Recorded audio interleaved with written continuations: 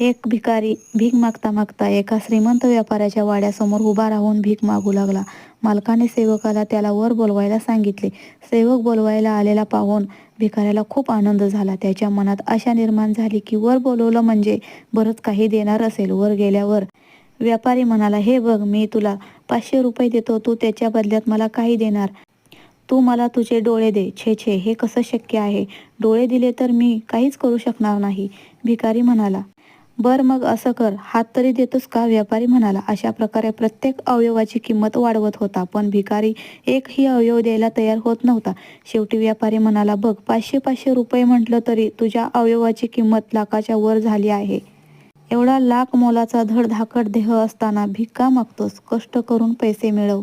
तुम्ही या गोष्टीशी सहमत असाल तर जाताना रामकृष्ण हरी म्हणा आणि या गोष्टीला लाईक करा आणि चॅनलला सबस्क्राईब करा. धन्यवाद.